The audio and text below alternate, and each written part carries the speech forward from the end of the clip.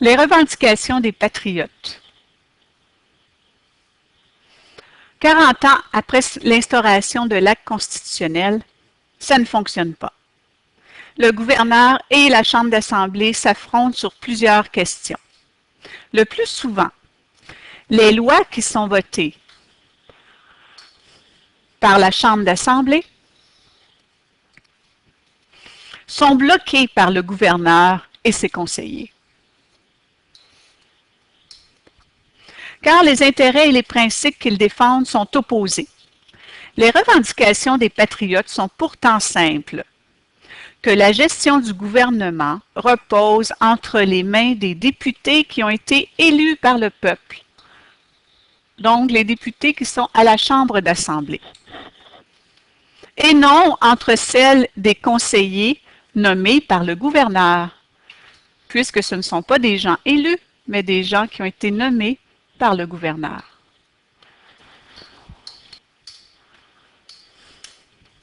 Les revendications des patriotes se retrouvent dans un document très important, les 92 résolutions écrites en 1834. Ce sont en fait toutes les revendications des patriotes. En plus de réclamer le gouvernement responsable, ils veulent des meilleurs droits pour les francophones, une véritable liberté de presse et des élections plus justes, donc une réelle démocratie. L'élection de 1834 a justement comme tel thème principal ces 92 résolutions. Les patriotes remportent 77 des 88 sièges et récoltent au-delà de 483 000 votes, contre 28 000. Le peuple canadien se prononce massivement en faveur d'une plus grande démocratie. Des députés sont envoyés en Angleterre pour présenter les demandes des patriotes et du peuple. Les rébellions des patriotes. Il faut attendre 1837 pour connaître la réaction officielle des autorités britanniques quant aux 92 résolutions. La réponse est claire et nette. Non.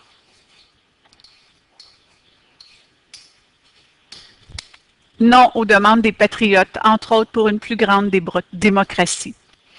Le ministre des colonies, Lord Russell, rejette totalement les demandes des patriotes et il n'en fallait pas davantage pour mettre le feu aux poudres. Les patriotes, groupe composé majoritairement de francophones, mais aussi de quelques anglophones, font de grandes assemblées publiques pour réaffirmer la nécessité de donner plus de pouvoir au peuple.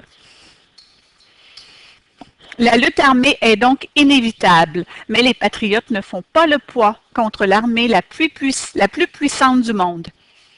Effectivement, les rebelles sont pour la plupart des agriculteurs ou des professionnels. Suite à cela, tous les pouvoirs sont concentrés entre les mains du gouverneur et de l'armée. La population n'a plus de droits et l'armée pourchasse les patriotes. La première rébellion est un échec.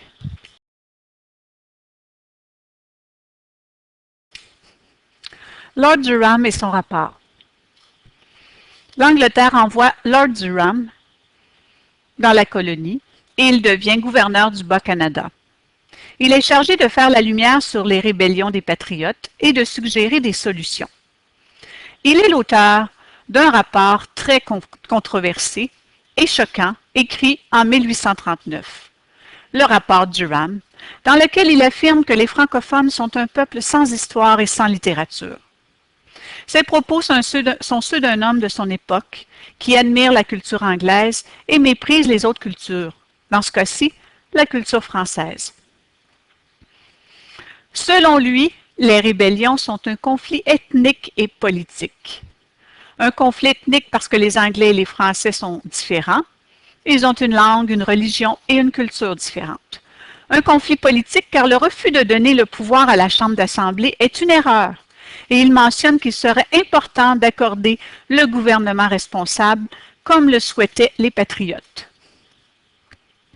Selon lui, le gouvernement responsable n'a pas été accordé à cause de la présence des francophones. La première solution pour lui est donc d'unir le Haut et le Bas-Canada pour dominer les francophones politiquement. L'autre solution est d'assimiler les francophones en favorisant l'immigration anglaise. Donc, dans le rapport Durham, il y est fait mention d'accorder le gouvernement responsable, d'unir le Haut et le Bas-Canada dans le but d'assimiler les Canadiens français.